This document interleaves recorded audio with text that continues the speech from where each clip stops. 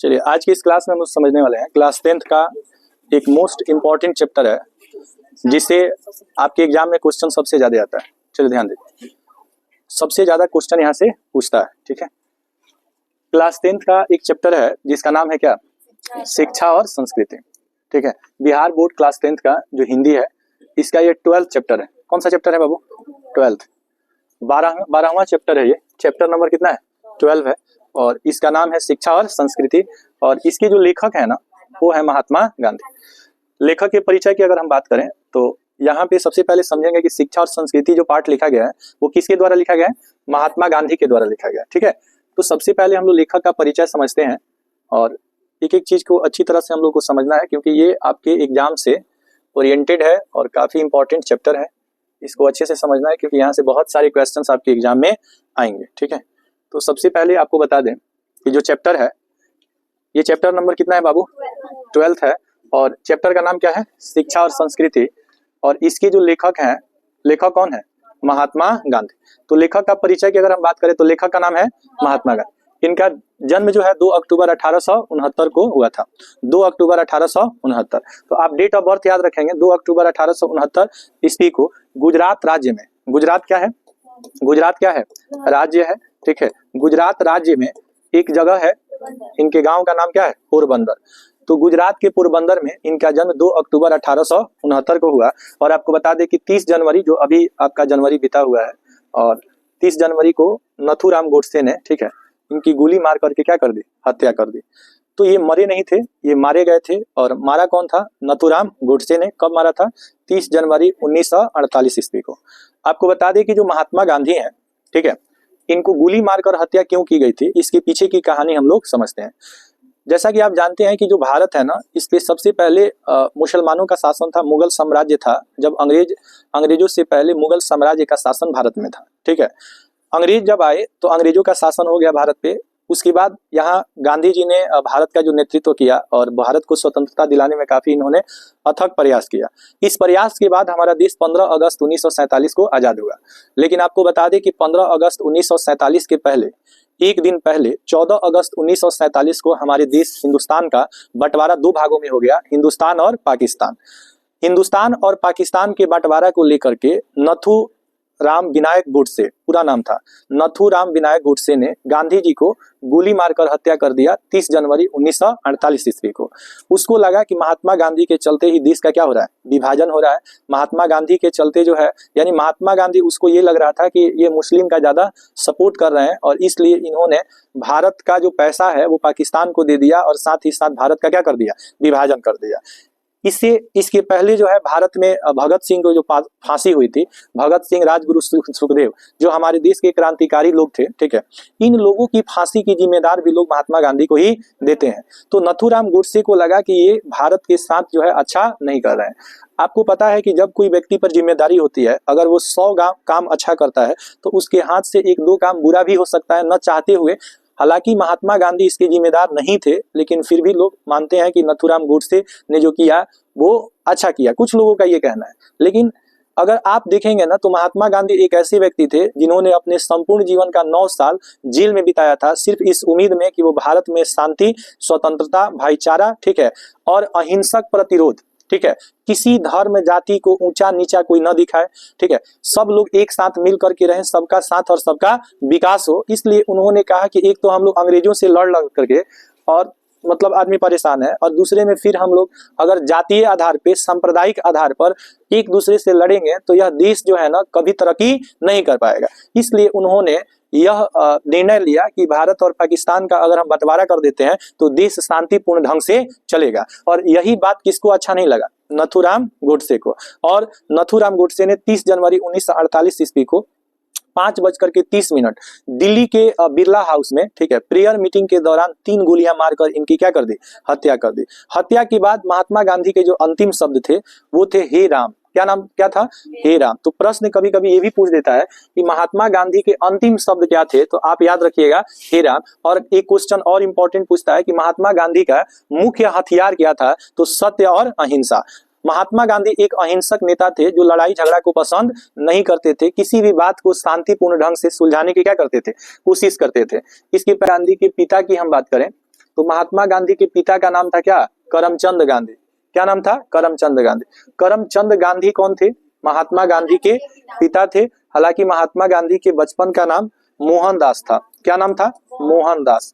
तो मोहनदास जो है इनके बचपन का नाम है। मोहनदास किसका नाम? बचपन का नाम है।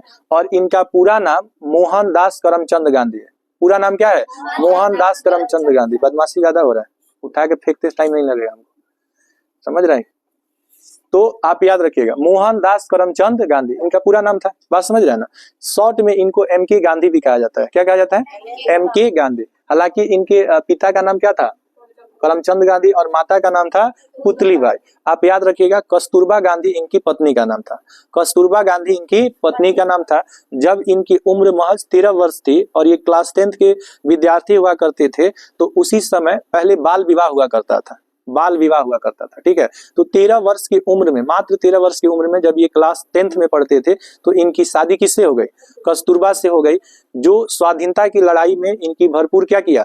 मदद किया। किसने? कस्तूरबा गांधी ने। तो आप याद रखिएगा कि अगर पत्नी पूछेगा कि पत्नी का नाम क्या था, तो कस्तूरबा गांधी। कस्तूरबा गांधी कौन थी? कस्तूरबा गांधी पत्नी थी। महात्मा गांधी की वाइफ का नाम क्या था? कस्तूरबा गांधी। और माता का नाम पुतलीबाई। इनके 4 बेटे थे। कितने बेटे थे? 4। महात्मा गांधी के कितने बेटे थे? 4। एक था हरिलाल। क्या नाम था? हरिलाल, मनीलाल, रामदास, देवदास। ठीक है, हरिलाल, मनीलाल, रामदास, देवदास। 4 पुत्र थे किसके? महात्मा गांधी के। ठीक है। जमुना लाल बजाज एक व्यक्ति थे जिसको महात्मा गांधी बहुत ज्यादा पसंद करते थे और उनको बहुत मानते थे। तो जमुना लाल बजाज भी इनके बेटे के समान ही थे। लेकिन आप याद रखिएगा कि महात्मा गांधी के बेटे कितने थे? 4 थे। उन्होंने हाई स्कूल मतलब HS। HS का मतलब क्या होता है? High school.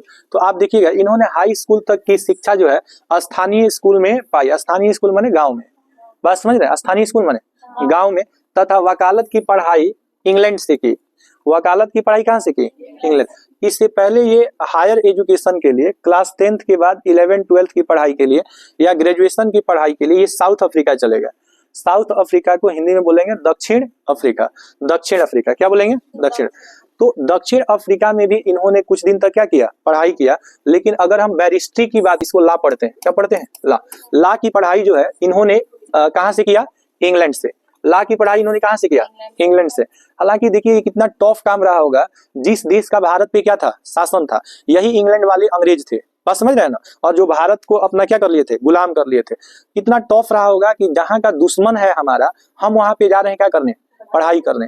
तो वहां पे आप देखिएगा जिससे दुश्मनी होता है वहां अपने आप को सरवाइव करना बड़ा ही मुश्किल होता है, नहीं होता है। जहाँ जैसे मान लीजिए कि यहाँ पे सारे लोग इंग्लैंड वाले बैठे हों, तो अगर कोई इंडियन आएगा तो उसका रहन सहन पहनावा देखते ही पहचान में आ जाता है कि ये सब क्या है? इंडियन। अच्छा, फिजिकली भी आप पहचान लेते हैं कि यह व्यक्ति कहाँ का हो सकता है, उसके पहनावा से, उसके रहन सहन से, समझ रहे हैं ना, उसके वेशभूषा से। तो इंग्लैंड से इन्होंने वकालत की पढ़ाई की। वहां से लौटने पर भारत में वकालत शुरू की। देखिए इसके पहले ये डायरेक्ट इंग्लैंड से भारत नहीं आए थे। इंग्लैंड से सबसे पहले ये साउथ अफ्रीका से इंग्लैंड गए और फिर इंग्लैंड से साउथ अफ्रीका चले गए। वहां पे उन्होंने प्रैक्टिस किया लॉ का। लॉ मीन्स क्या? कानून का। आप अक्सर कचहरी वगैरह में, कोर्ट वगैरह में जाते होंगे तो वहां पे बहुत सारे ब्लैक कोट पैंट और व्हाइट शॉर्ट, एक टाई भी देखिएगा व्हाइट कलर का लगा रहता है। आपको बहुत सारे वहां पे वकील आपको दिखेंगे जो प्रैक्टिस करते हैं। अच्छा, कोई डॉक्टर भी बनता है तो डायरेक्ट डिग्री लेके और डॉक्टरी शुरू नहीं करता है। सबसे पहले उसको ट्रेनिंग दिया जाता है। क्या दिया जाता है? ट्रेनिंग दिया जाता है। बिना ट्रेनिंग का अगर आप कोई काम करेंगे तो वह काम आपका सफल नहीं हो पाएगा। तो इन्होंने प्रैक्टिस किया और किंतु कुछ ही दिनों के बाद एक धनी व्यवसायी के मुकदमे के क्रम में कहां पे चले गए? दक्षिण अफ्रीका। ठीक है, यहाँ पे दक्षिण अफ्रीका गए तो यहाँ पे एक इनको बहुत अच्छे आदमी मिले जिनका नाम था गोपाल कृष्ण गोखले। क्या नाम था? गोपाल कृष्ण गोखले। दक्षिण अफ्रीका में इनकी मुलाकात एक व्यक्ति से हुई जिनका नाम था गोपाल कृष्ण गोखले। और गोपाल कृष्ण गोखले इनके बहुत बड़े मार्गदर्शक रहे। मार्गदर्शक का मतलब कि जिस व्यक्ति के देख रेख में आप आगे बढ़ते हैं। बात समझ रहे हैं ना? तो महात्मा गांधी की दूरदर्शिता को गोखले जो थे वो बहुत अच्छी तरीके से समझते थे और उन्होंने इनको मोटिवेट किया। कई तरह के क्रांतिकारी लोगों का जीवनी पढ़ने के लिए प्रेरित किया। और जब ये कई तरह के क्रांतिकारी के जीवनी को जब पढ़े, जिसमें एक रस्किन थे और एक लियो टॉल्स्टॉय थे, ये बहुत ही महान क्रांतिकारी लोग थे। तो महात्मा गांधी को गोपाल कृष्ण गोखले ने, ठीक है, क्या किया, प्रेरित किया। और प्रेरित जब किया ना तो ये पढ़े और रस्किन लियो टॉल्स्टॉय से बहुत सारी चीजों को सीखे, जिसमें रस्किन से इन्होंने प्रेरणा लिया कि कभी भी अगर आप किसी से लड़ाई झगड़ा कर रहे हैं तो वो हिंसात्मक नहीं होना चाहिए। हिंसात्मक का मतलब हो गया कि आग लगी नहीं होना चाहिए, तोड़फोड़ नहीं होना चाहिए, शांति ढंग से होना चाहिए। महात्मा गांधी कभी अपने जीवन में ना तो लाठी से लड़े हैं और ना बंदूक से लड़े हैं। वो जब भी लड़े हैं तो अपने विचार से लड़े हैं। किससे लड़े हैं? विचार से लड़े हैं। बात समझ रहे हैं कि नहीं? बातों से लड़े हैं, बातों से जवाब देने की कोशिश किए हैं। हालांकि उनके पास लाठी था, लेकिन लाठी मारने के लिए अंग्रेजों को नहीं रखे थे, वो सहारा के लिए रखे थे, चलने के लिए रखे थे। बात समझ रहे हैं ना? कह रहा है वहां प्रवासी भारतीयों की दुर्दशा को देखकर उनके उद्धार के लिए सत्याग्रह आंदोलन चलाया। आपको बता दें कि जो व्यक्ति भारत से बिलोंग करता है और साउथ अफ्रीका में किसी काम से गया हुआ है, ठीक है, और वहां पे जब देखा इन्होंने कि भारतीयों के साथ कैसा दुर्व्यवहार हो रहा है, तो उस दुर्व्यवहार को देखते हुए उन्होंने कहा कि इसका बदला मैं अंग्रेजों से अवश्य लूंगा। ठीक है, जिस तरह से ये भारतीयों के साथ भेदभाव कर रहे हैं, भारतीयों का शोषण कर रहे हैं, इन चीजों को मैं हरगिज बर्दाश्त नहीं करूंगा। आपको बता दें कि दक्षिण अफ्रीका जाने के क्रम में एक मैरिन्स वर्ग जो है, एक स्टेशन था जहां पे अंग्रेजों ने ट्रेन में केवल बैठने के कारण महात्मा गांधी को चलती हुई गाड़ी से उठा करके फेंक दिया था बाहर। चलती हुई गाड़ी से उठा करके फेंक दिया। किसको? महात्मा गांधी ने उसी दिन संकल्प लिया कि आज तुमने मुझे ट्रेन से फेंका है, एक दिन आएगा जब मैं तुमको इस देश से फेंक दूंगा। और उन्होंने बहुत अच्छी शिक्षा हासिल की, तालीम हासिल की, कई जगहों पर जाकर के पढ़ाई लिखाई की, ठीक है। और धीरे धीरे, चूंकि तो पेशे से क्या थे, वकील थे, और उन्होंने सबसे पहले भारत में जो सत्याग्रह शुरू किया, उस सत्याग्रह का नाम था चंपारण सत्याग्रह। चंपारण सत्याग्रह किसकी देखरेख में हुआ था? तो महात्मा गांधी के देखरेख में हुआ था। और महात्मा गांधी को चंपारण बुलाने में बिहार के दो लोगों का अहम भूमिका थी, जिसमें पहले थे राजकुमार शुक्ल और दूसरे थे राजेंद्र प्रसाद। डॉक्टर राजेंद्र प्रसाद जो सिवान के जीरादेई के रहने वाले हैं और भारत के प्रथम राष्ट्रपति रह चुके हैं, उन्होंने महात्मा गांधी को आमंत्रित किया कि चंपारण की जो स्थिति थी, वहां पे किसानों से नील की खेती कराई जाती थी और नील की खेती वहां के किसानों के लिए बहुत ही नुकसानदायक था। इस समस्या का समाधान करने के लिए राजकुमार शुक्ल और राजेंद्र प्रसाद ने कहां पे बुलाया? चंपारण में। वहां पे 3 कठिया एक प्रणाली थी ये अंग्रेजों की, कि 3 कट्ठा जो था ना, जिसके पास 3 कट्ठा खेत होता था, उसमें 1 कट्ठा उनको नील बोना होता था। जैसे अगर आपके पास 10 कट्ठा खेत है तो उसमें से 3 साढ़े 3 कट्ठा आपको क्या करना होता था? नील की खेती। अगर आपके पास 1 बीघा जमीन है, 1 बीघा माने 20 कट्ठा जमीन है, तो समझिए कि उसमें जो है 3 कट्ठा पे 1 कट्ठा, तो यानी 6 कट्ठा 7 कट्ठा आपको केवल नील की खेती करना पड़ता था। नील की खेती की सबसे बड़ी नुकसान ये थी कि वहां पे नील की खेती हो जाने के बाद अन्य फसल वहां पे उपज नहीं हो पाते थे, जिससे भूमि दिन प्रतिदिन क्या होती जा रही थी? किसानों की बंजर होती जा रही थी। अब किसान के पास उसकी सबसे बड़ी जो पूंजी है वह उसकी खेती ही है, और जब उसकी खेती ही नहीं रहेगी तो क्या किसान रह पाएंगे? इससे किसान बहुत परेशान थे। और महात्मा गांधी वहां पे गए और 3 कट्ठिया प्रणाली जो था, जो अंग्रेज जबरदस्ती जो करते थे, उसकी वो उन्होंने क्या किया? समाधान किया। इसके पहले आपको बता दें 1917 से पहले 1915 ईस्वी में ये भारत आए थे। ये भारत कहां से आए थे? साउथ अफ्रीका से। आप डेट याद रखेंगे, 9 जनवरी 1915। 9 जनवरी 1915 को महात्मा गांधी साउथ अफ्रीका से कहां चले आए? भारत चले आए। और इसके बाद ये भारत छोड़ करके पुनः साउथ अफ्रीका नहीं गए, ये भारत में ही रह गए। और भारत की तमाम जो समस्याएं थी, उस समय सबसे बड़ी समस्या थी कि भारत में अंग्रेजों का शासन काल था। और जब महात्मा गांधी 1915 में आए तो इस समय एक युद्ध चल रहा था 1914 से लेकर के 1918 तक। 1914 से 1918 का जो युद्ध था उसको प्रथम विश्व युद्ध के नाम से जाना जाता है। प्रथम विश्व युद्ध में भारत शामिल नहीं था, प्रथम विश्व युद्ध में अन्य देश शामिल थे, भारत इससे वंचित था। लेकिन अंग्रेज भारत पे शासन किया करते थे, इसलिए उन्होंने कहा कि आपको भी मेरा साथ देना पड़ेगा। भारतीयों ने इसे एक्सेप्ट नहीं किया, क्योंकि यहाँ पे भारतीयों का अंग्रेज क्या करते थे? शोषण करते थे, कम तनख्वाह देते थे, ज्यादा काम कराते थे, 16 घंटा 18 घंटा, इवन औरतों से भी काम करवाते थे, समय पे खाना पीना नहीं देते थे और बहुत ही प्रताड़ित करते थे भारतीयों को। बात समझ रहे हैं ना? जबरदस्ती उन्होंने सेना में भर्ती किया इंडियंस को 1914 से 1918 के इस प्रथम विश्व युद्ध के दौरान। हालांकि भारतीय सैनिक में भर्ती नहीं होना चाहते थे, लेकिन अंग्रेजों का क्या था? दबाव था कि आपको हमारा साथ देना ही पड़ेगा, जबरदस्ती। बात समझ में आ रहा है? लेकिन आपको बता दें कि द्वितीय विश्व युद्ध के दौरान 1939 से लेकर के 1945 तक द्वितीय विश्व युद्ध हुआ। द्वितीय विश्व युद्ध में भारत भी क्या था? शामिल हो गया। और द्वितीय विश्व युद्ध में भारत जब शामिल हो गया 1939 से 1945 के बीच में, तो इसने सबसे पहले अंग्रेज जो थे ये जर्मनी के खिलाफ जो है ना भारत को लड़वाया। भारत को जब लड़वाया जर्मनी के खिलाफ, तो यहाँ के 2 लाख सैनिकों को हिटलर ने बंदी बना लिया। क्या बना लिया? बंदी। वहां से अंग्रेज तो अपना जान बचा करके भाग गए, क्योंकि अंग्रेज करते क्या थे कि जो भारतीय सेना होती थी ना, भारत की जो सेना होती थी, उसको हमेशा फ्रंट पे रखते थे, क्योंकि अगर मरेगा या बम धमाका वगैरह होगा तो कौन मरेगा? इंडियन मरेगा। और इनको किसी तरह का प्रोटेक्शन नहीं मिलता था, सुरक्षा जिसको आप कहते हैं। बात समझ रहे हैं ना? जैसे अगर कोई सेना सेफ्टी मिलता है ना, जैसे अगर कोई सेना लड़ने जाता है तो उसको उस तरह का शूज मिलता है, उस तरह का जैकेट मिलता है, उस तरह का हेलमेट मिलता है कि नहीं मिलता है? उस तरह का उनको देखिएगा बुलेट प्रूफ जो है, बहुत सारी चीजें मिलती हैं। लेकिन ऐसा कुछ भारतीयों को नहीं दिया जाता था। इवन आपको बता दें कि जो तनख्वाह वो अपने सैनिक को देता था, उसका समझ लीजिए कि बहुत कम पैसा इंडियंस को देता था। जहां पे उनको अगर मान लीजिए कि 4000 रुपए देता था, वहां इंडियंस को 1000 रुपए देता था। बात समझ रहे हैं ना? और लड़ाने के लिए इंडियंस को पहले रखता था और अपनी सेना को पीछे रखता था। इस तरह से भारत के 2 लाख सैनिक जो है वो जर्मनी के क्या हो गए, ये सॉरी कहाँ का था ये? हिटलर जर्मनी का ही था। समझ रहे हैं ना? गुलाम बना लिया। यहाँ से एक नेता, बहुत ही होनहार नेता और बहुत ही जबरदस्त शानदार नेता थे, जिनका नाम था सुभाष चंद्र बोस। क्या नाम था? सुभाष चंद्र बोस। सुभाष चंद्र बोस जब जर्मनी गए तो हिटलर से जब मिले तो उन्होंने बताया कि कैसे कैसे हम लोगों को जोर जबरदस्ती से ये अंग्रेज अपनी सेना में क्या करते हैं? भर्ती करते हैं। और उन्होंने हिटलर को वहां पे बात किया, हिटलर को इंप्रेस किया और वहां की सेना को क्या किया? मुक्त किया। और फिर हिटलर से बात करके कहा कि आप अगर हमारा साथ देंगे तो इन 2 लाख सेना को मैं स्पेशल ट्रेनिंग दूंगा और ये आपकी सेना में भर्ती होंगे और अंग्रेजों के खिलाफ ये लड़ेंगे। तो जो अंग्रेज का साथ भारतीय दे रहे थे, अब वो विपक्ष में चले गए किसके? अंग्रेज के। इसके लिए सुभाष चंद्र बोस ने हिटलर से जब बात किया तो हिटलर ने उनको स्पेशल अपनी पनडुब्बी से, ठीक है, सुभाष चंद्र बोस को भेजा जापान। कहां पे भेजा?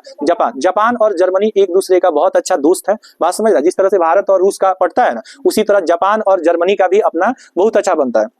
वहां पे स्पेशल ट्रेनिंग दिया गया किसको? भारतीय सेना को। कहां पे रह करके? जापान में। क्योंकि इंडिया में तो यहाँ पे अंग्रेजों की शासन थी, यहाँ पे ट्रेनिंग देना संभव नहीं था। बात समझ रहे ना? तो जापान में उनको स्पेशल एक ट्रेनिंग मिला। लेकिन उसी समय अमेरिका ने जापान पर क्या कर दिया? हमला कर दिया। वहां पे बम धमाका कर दिया। किसने?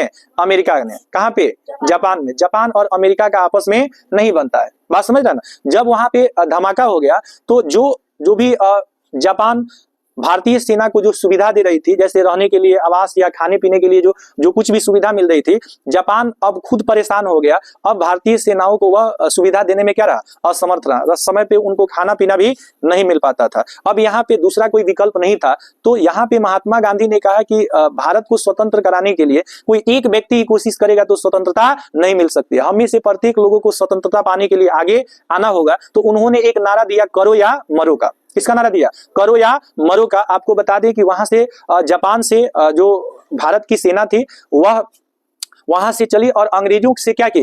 लड़ाई की। और अंततः भारत को स्वतंत्र कराने में हमारे बहुत सारे क्रांतिकारी लोगों का क्या है? योगदान है। जैसे सुभाष चंद्र बोस बहुत ज्यादा इंटरनेशनल रिलेशनशिप बिल्डअप करने में एक नंबर स्थान था किसका? सुभाष चंद्र बोस का। 1915 ईस्वी में भारत आए। इन्होंने देशवासियों को पराधीनता से मुक्ति दिलाने के लिए अहिंसा आधारित सत्याग्रह करने का मंत्र दिया। इन्होंने कहा कि कभी भी आपका जो क्या होना चाहिए? सत्याग्रह होना चाहिए। सत्य के मार्ग पे चलने वाला जो व्यक्ति होता है उसको सत्याग्रही कहते हैं।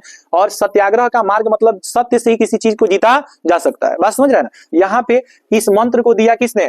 महात्मा गांधी ने। भारत को मुक्ति दिलाने के लिए, क्या दिलाने के लिए? मुक्ति, स्वतंत्रता दिलाने के लिए इन्होंने एक मंत्र दिया, जिस मंत्र का नाम क्या था? सत्याग्रह। क्या नाम था? सत्याग्रह। फलस्वरूप अंग्रेजों को अपना जो है बोरिया बिस्तर लेकर के, ठीक है, समेट करके यहाँ से जाना पड़ा। और देश को 15 अगस्त 1947 के दिन फिरंगी का मतलब अंग्रेज से मुक्ति दिलाई। इनकी मृत्यु 30 जनवरी 1948 ईस्वी को गोली लगने से हुई थी। ये महात्मा गांधी स्वतः नहीं मरे थे, इनको मारा गया था। और मारा किसने? नथुराम गोडसे ने। यह एक कट्टरपंथी व्यक्ति था। आज भी आप देखते हैं हमारे समाज में कई तरह के लोग हैं जिनको देश का विकास नहीं दिखता है, लेकिन देश का विनाश अवश्य दिखता है। कैसे धार्मिक चीजों का विष बो करके, जहर बो करके समाज को आपस में लड़ा देना है, तकरार करा देना है। कभी जाति के नाम पे, कभी धर्म के नाम पे, कभी मजहब के नाम पे, कभी रंग के नाम पे, कभी भाषा के नाम पे।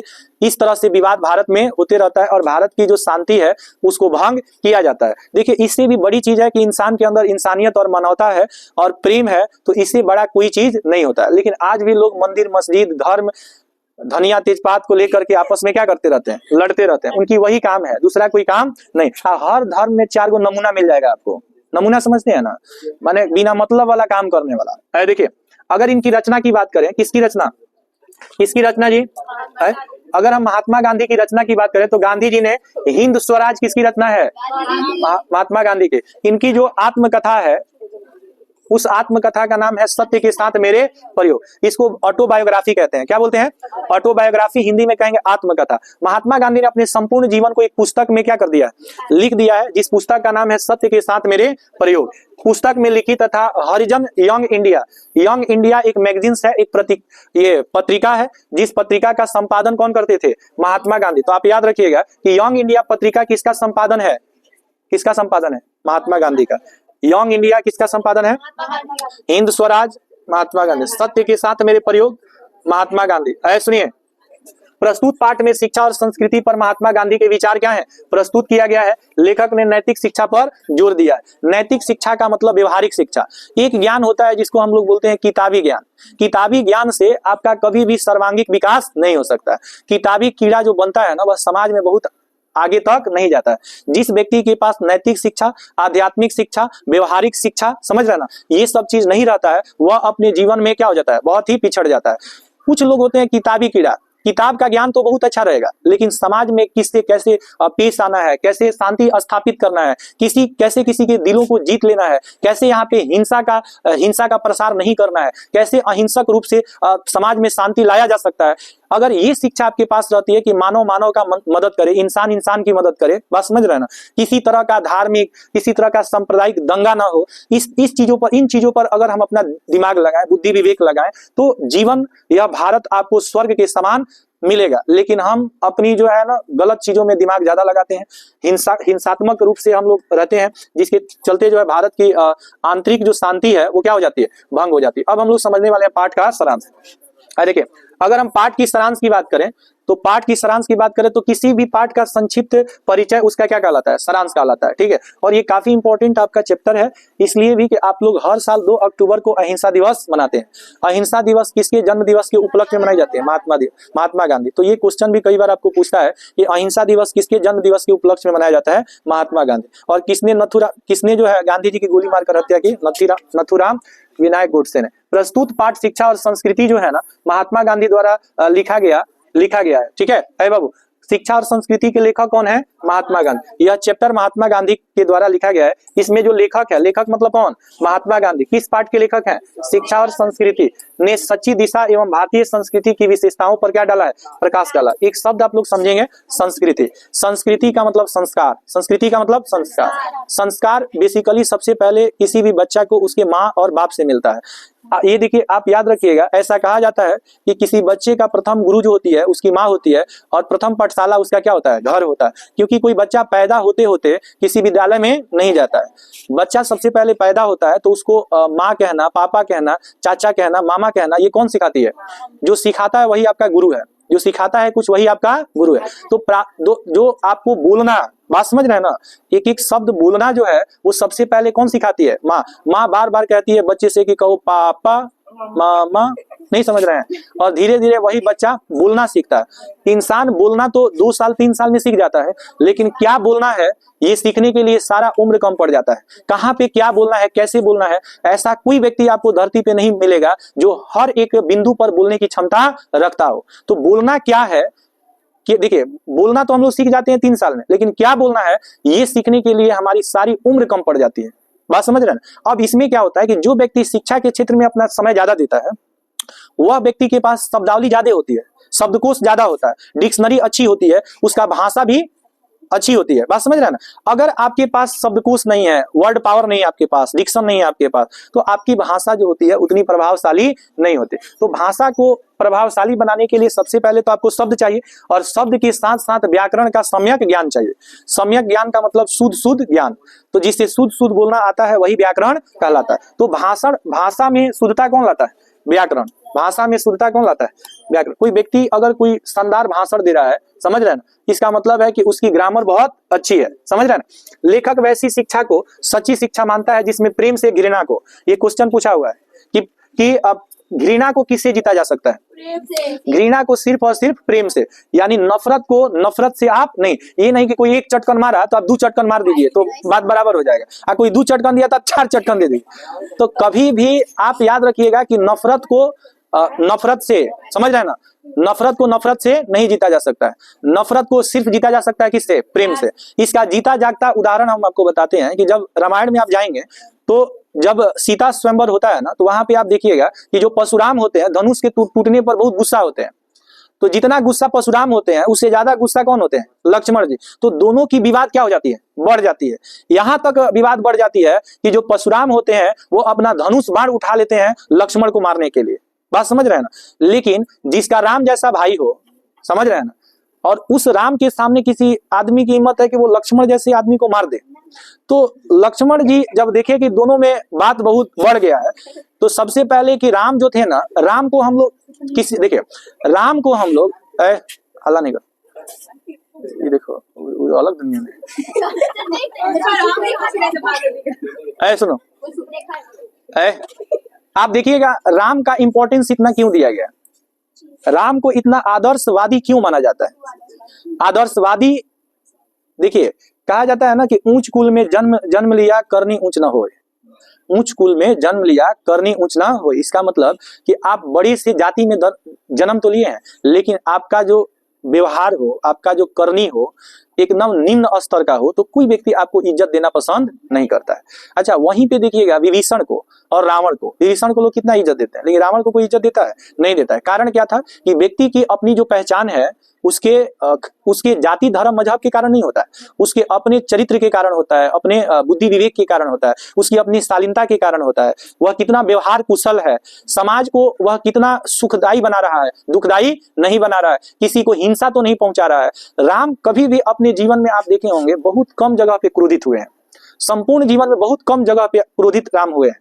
क्रोध 2-3 जगह में पूरे रामायण में क्रोधित हुए होंगे, लेकिन आप देखिएगा आमतौर पे सब लोग गुस्सा करने लगते हैं। गुस्सा मनुष्य की सबसे बड़ी क्या होती है? क्रोध मनुष्य का सबसे बड़ा शत्रु होता है। क्रोध में अक्सर आपका नाश होता है, क्रोध में अक्सर आपका क्या होता है ना, आप चीजों को गंवाते हैं, उसमें कुछ पाते नहीं है। तो राम बोले कि श्रीमान अगर आपको मारना ही है तो आप लक्ष्मण को क्यों मारेंगे, क्योंकि धनुष तो मैंने तोड़ी है, तो उठाइए बाण और मार दीजिए हमको। जब ये धनुष उठाए राम के तरफ, तो राम तो किसके अवतार थे? विष्णु के अवतार थे। किसके अवतार थे?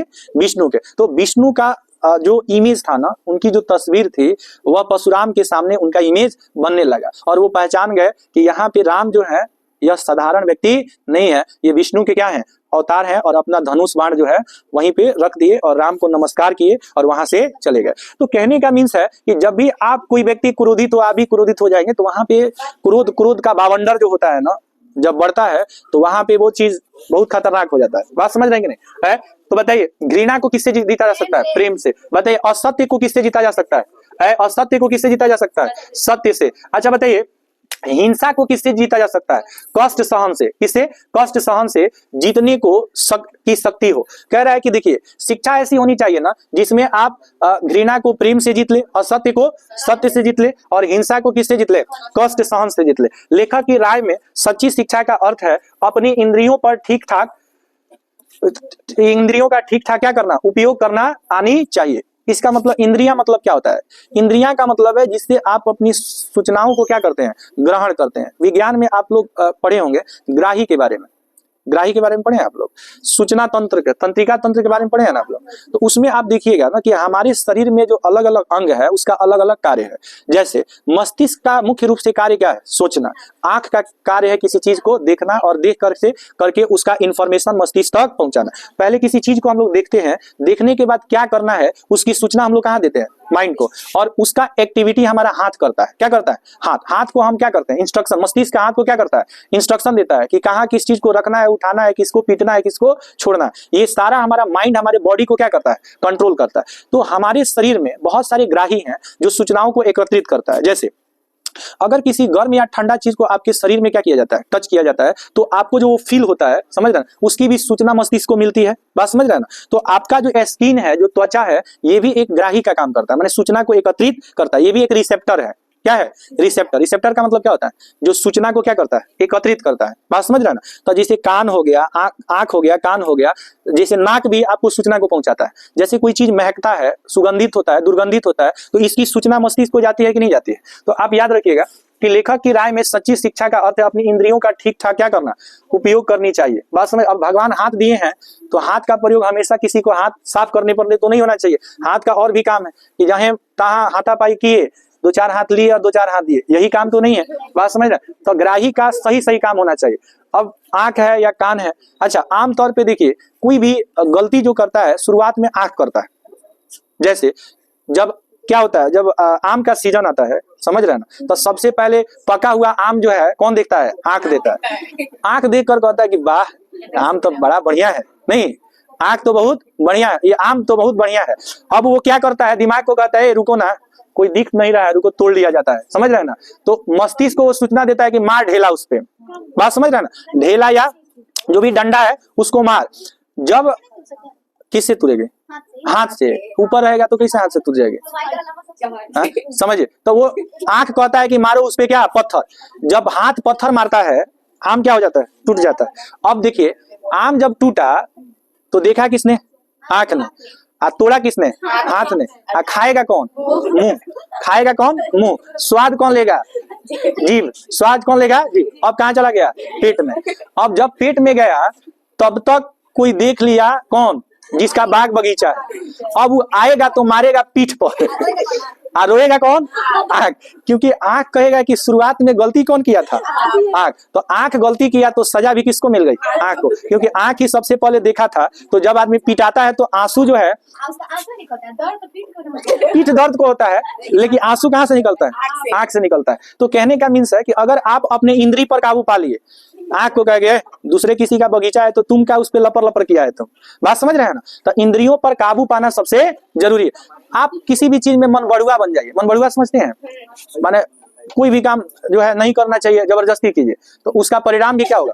गलत होगा कि नहीं? गलत परिणाम होगा कि नहीं होगा? ऐ सुनिए बाबू, अब यहाँ पे लेखक ने देखिए कह रहा है कि लेखक ने चरित्र निर्माण को शिक्षा का ध्येय माना है।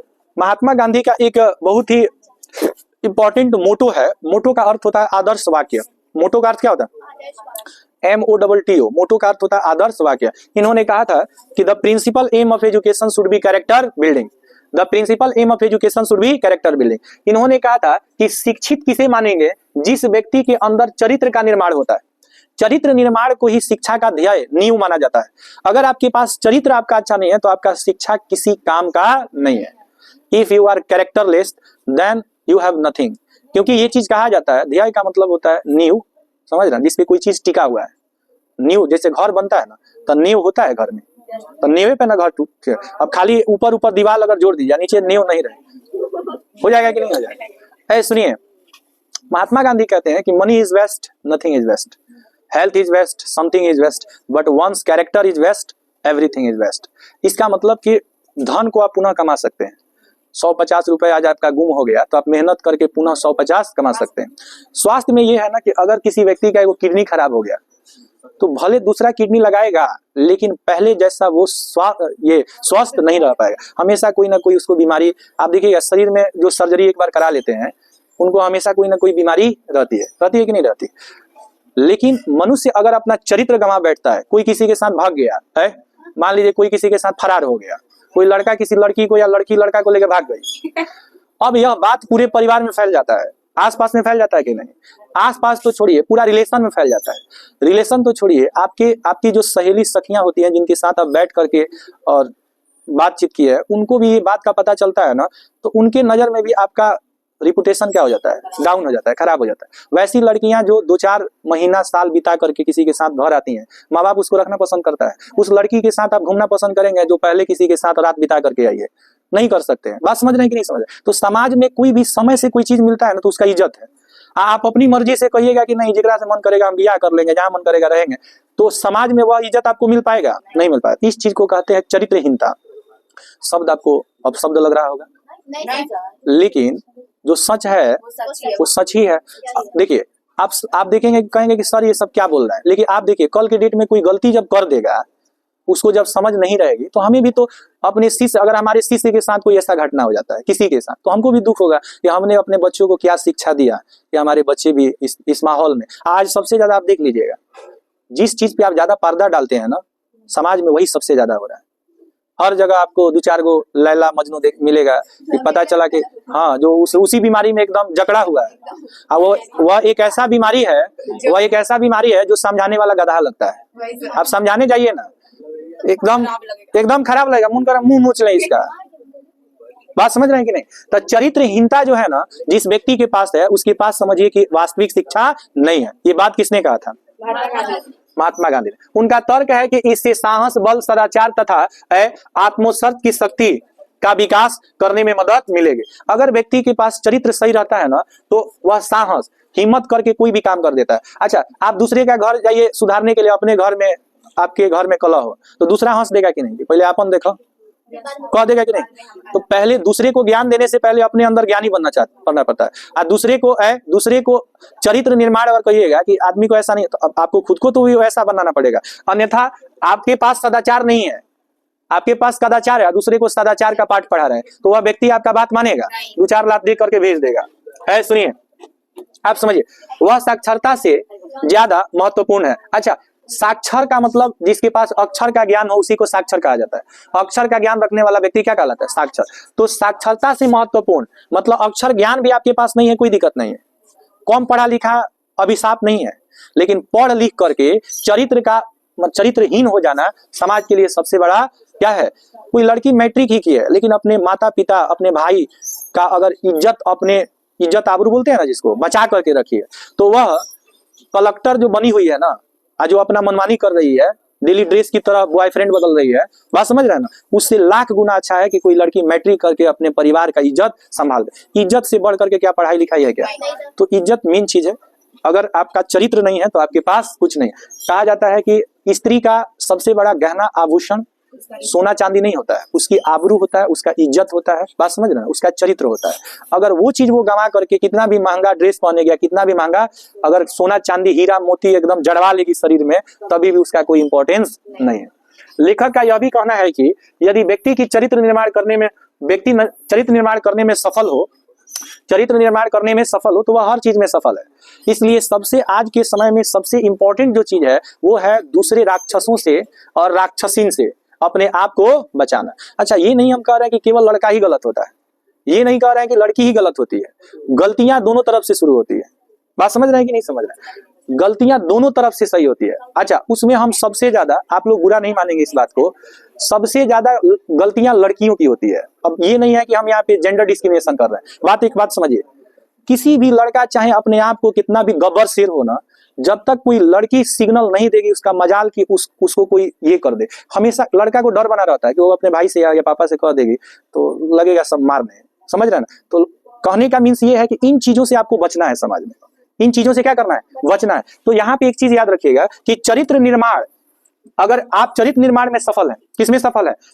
तो आप याद रखिएगा कि चरित्र निर्माण को ही शिक्षा का क्या माना गया है? ध्येय माना गया है। बात समझ रहे हैं? आप खूब ज्ञानी हैं लेकिन गलती पे गलती किए जा रहे हैं। तो इंसान जब गलती करता है ना तो उसको ये लगता है ना कि मेरी गलती दूसरा नहीं देख रहा है।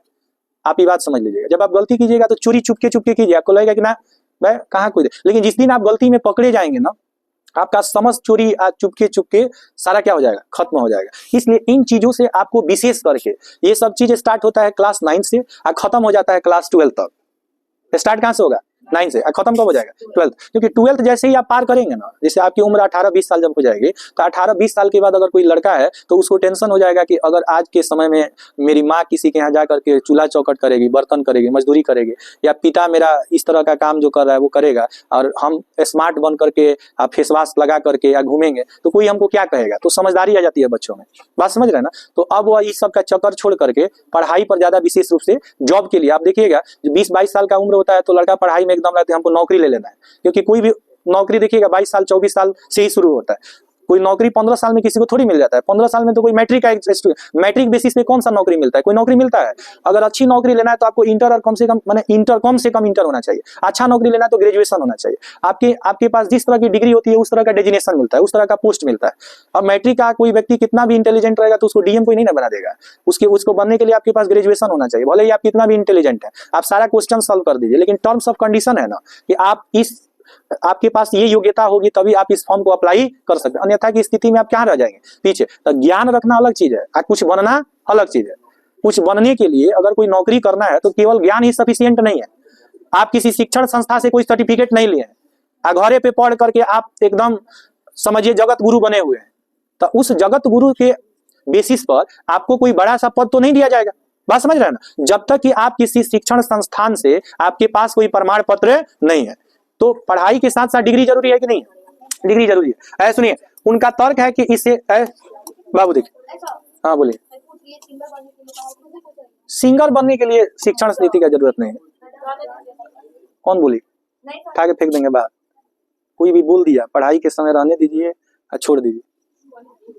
यहाँ पे देखो, तुम जो बोल रहा है उसको थकान नहीं होता है, जो पढ़ रहा है उसको थकान हो गया। यहाँ पे देखो, एग्जाम नजदीक है, ये नहीं सोच रहा है कि सर जितना ही पढ़ा देंगे हम लोग के लिए ठीक है। आज से क्लास बंद ही रहेगा, 6 तारीख को खुलेगा। घर पे रहो ना, घरे पे रहना है। यहाँ पे देखो, संस्कृति संबंधी विषय में उनका तर्क था कि संसार की किसी भी भाषाओं में जो ज्ञान का भंडार भरा है उसमें अपनी ही भाषा में प्राप्त करें। देखिए, एक चीज महात्मा गांधी कहते हैं कि आज भारतीय जो लोग होते हैं ना, वो सबसे ज्यादा अंग्रेजी के पीछे भागते हैं। अंग्रेजी हमारी खुद की भाषा नहीं है। किसी चीज को अगर हम केवल अंग्रेजी में बोलकर आपको समझाने की कोशिश करें तो अगर 100% बात कहेंगे ना तो उसमें 10% आपको बात समझ में आएगा। केवल इंग्लिश में बोलेंगे तो 90% बात आपको समझ में नहीं आएगा। क्यों? क्योंकि आपके पास उस तरह का डिक्शनरी नहीं है, उस तरह के शब्द आपके पास नहीं है। लेकिन अपनी भाषा में कोई चीज अगर समझाया जाता है ना तो वो 100% बात समझ में आती है। माने 90% बात आपको समझ में आ जाता है, 10% समझ में नहीं आता है। तो गांधी जी कहते हैं कि कोई भी अगर किसी भी, अब देखिए हर एक स्टेट का अपना अलग अलग भाषा है। जो भाषा बिहार का है, क्या वही भाषा गुजरात का है? कोई आसाम का है, बंगाल का नहीं है। हर जगह की अपनी भाषा क्या है? अलग अलग है। आप जानते हैं कि भारत में 22 भाषाएं बोली जाती है। कश्मीरी, सिंधी, पंजाबी, हिंदी, गुजराती, मराठी, उड़िया, कन्नड़, तेलुगु, बोडो, डोगरी, मैथिली, संथाली, इस तरह की और सारी भी भाषा है। अब आप बताइए कि अगर कोई व्यक्ति अपनी भाषा में नहीं दूसरी भाषा में कोई कविता कहानी पढ़ेगा जिसको उसका ज्ञान नहीं है तो क्या वह चीज अच्छी तरह से वो समझ पाएगा? तो इस पे ये कहते हैं कि संसार में किसी भी भाषा में जो ज्ञान भंडार है उसे अपनी भाषा में प्राप्त करें। बात समझ रहे हैं ना? माने ये जोर देते हैं कि आपकी जो अपनी भाषा है उसमें किसी चीज का ज्ञान प्राप्त करेंगे तो आपके लिए क्या होगा? बेटर होगा। बात समझ रहे हैं? यहाँ पे देखिए, लेखक का यह भी मानना है कि किसी भी दूसरी संस्कृति को जानने से पहले अपनी संस्कृति का ज्ञान होना क्या है? आवश्यक है। अच्छा, भारत जो देश है ना, इस भारत देश के पास जो कई तरह की आध्यात्मिक धार्मिक जो पुस्तकें हैं, जैसे महाभारत हो गया, समझ रहे ना, जैसे रामायण हो गया या बाइबिल हो गया, ये सब क्या है? हमारे हॉली स्क्रिप्चर्स हैं, जिसको आप पवित्र ग्रंथ कहते हैं। इस पवित्र ग्रंथ में अथाह जो है ज्ञान है। अथाह क्या है? ज्ञान। आज भी आप देखिएगा हमारे जो बड़े बड़े संत होते हैं जिनके सामने बड़े बड़े डेजिग्नेशन वाले लोग नतमस्तक हो जाते हैं। आप देखिएगा कि साधुओं के सामने बड़े बड़े पोस्ट वाले लोग भी क्या हो जाते हैं? जैसे प्रेमानंद का नाम आप लोग सुने होंगे, यूट्यूब वगैरह पे देखते होंगे, तो बड़े बड़े लोग भी जा करके उनके सामने क्या हो जाते हैं? नतमस्तक हो जाते हैं, उनका पैर छूते हैं ना जी।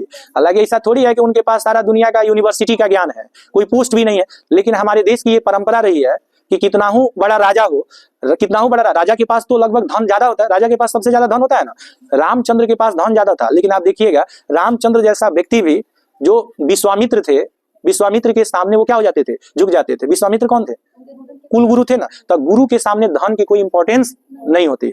आप कितने भी धनवान है तो क्या है, धन से आप किसी गुरु की तुलना नहीं कर सकते हैं कि हमारे पास इतना धन है, हम काहे उनको प्रणाम करें, काहे उनका आदर करें। तो ये आपके संस्कार और संस्कृति का दोष माना जाएगा। क्या माना जाएगा? क्योंकि हम लोग शुरू से गुरु गोविंद दोनों खड़े काको लागू पांव और धन्य गोविंद आपको जो गुरु दिए बताए। तो इसका मतलब क्या है कि इंपॉर्टेंस सबसे ज्यादा हमारी संस्कृति में किसको दिया गया? गुरु को। क्योंकि गुरु ने ही आपको गोविंद के बारे में बताया। गोविंद का मतलब ईश्वर, गोविंद का मतलब ईश्वर। अगर ज्ञान नहीं होगा आपके पास तो आपको क्या पता चलेगा क्या क्या है? आपको कुछ पता नहीं चल पाएगा। तभी दूसरों की संस्कृति समझना उचित होगा, क्योंकि हमारी संस्कृति इतनी समृद्ध है। समृद्ध को बोलते हैं, समृद्ध का अर्थ होता है भरा पूरा। जैसे आपका घर है, अगर उसमें खाने के लिए तमाम तरह की अन्न है, अन्न का मतलब जैसे गेहूं, चावल, धान, ये सब होता है ना, तो आपको कहा जाएगा कि वे लोग बहुत समृद्ध व्यक्ति हैं, उनके पास खाने पीने के लिए अनाज, खेत खलियान, समझ रहे ना, गाड़ी घोड़ा, ये सारा चीज क्या है, अवेलेबल है। तो उस व्यक्ति को क्या कहा जाता है, समृद्ध कहा जाता है। हमारा संस्कृति भी बहुत समृद्ध है, जहां पे हर तरह की ज्ञान का भंडार उसमें है, लेकिन जब हम उसे जानने की कोशिश नहीं करते हैं तो हमें लगता है कि हमारे भारत की संस्कृति के पास कुछ नहीं है, कि दुनिया में कोई भी संस्कृति इतनी समृद्ध नहीं है। भारत की जो संस्कृति है इसका मुकाबला कोई भी दूसरा देश नहीं कर सकता है।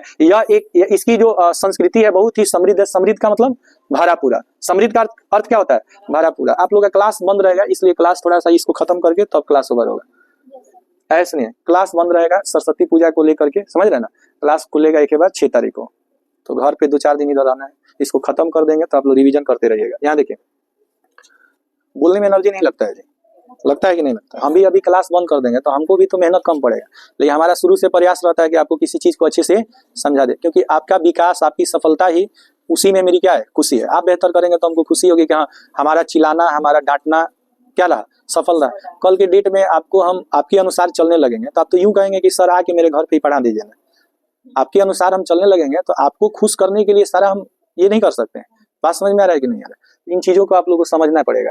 देश के सभी देश के भावी संस्कृति के बारे में लेखक का कहना है कि यदि दूसरों की संस्कृति का बहिष्कार किया जाता है तो अपनी संस्कृति जिंदा नहीं रह पाती। आप देखिए, कहने का मतलब है कि अपनी खुशी ही खुशी है और दूसरे की खुशी खुशी नहीं है। तो क्या आपकी खुशी में कोई खुश रहेगा?